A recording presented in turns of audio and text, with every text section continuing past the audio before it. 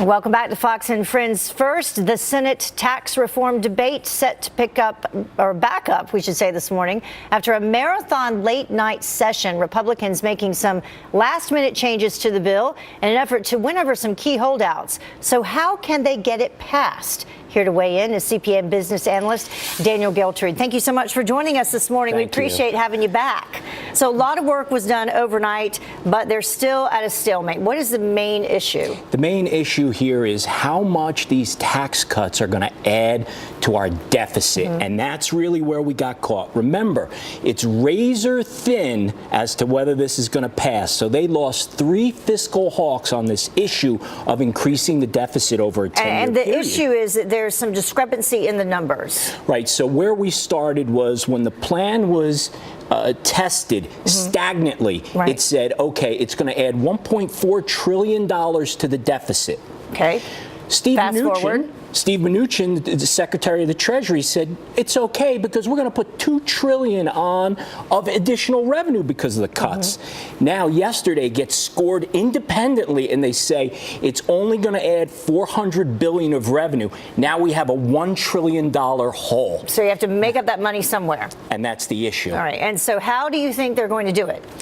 I think they're going to keep the corporate tax cuts in place because that's the primary drive behind this whole thing. My opinion here, they are going to phase out the individual tax cuts over, let's say, a 5 or 6 year period instead of having it go the full 10 years. People will not be happy about that. No, not happy about that. So do you think that that has more of a chance of passing versus increasing the corporate tax rate?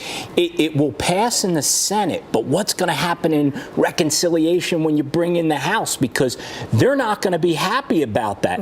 This bill is far from being passed. Not saying it won't get done, but there's a long road ahead because every time you make a change, you may lose a vote.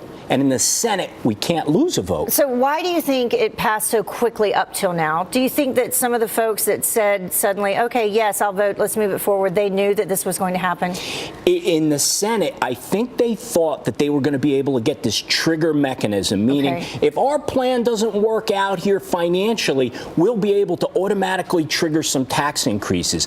When that fell apart because it wasn't allowed per the Senate rules, Senate parliamentarian, that's where they ran into a problem. So there wouldn't be tax increases. They're not talking about that, but they're talking about phasing out the tax cuts.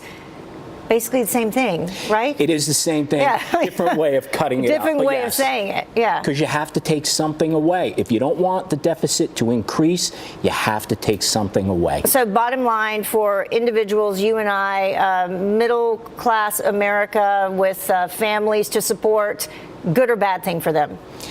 If you're in a blue state like we are, New York, New Jersey, I don't think that this is a great plan. However, the other side is this. What we're seeing in the stock market because of the corporate tax cuts, that should increase the economic output. That benefits everyone. And it's already happening, just on the possibility. All right, Daniel, thank you so much for joining us. Appreciate it. We'll see what happens today. We'll have you back.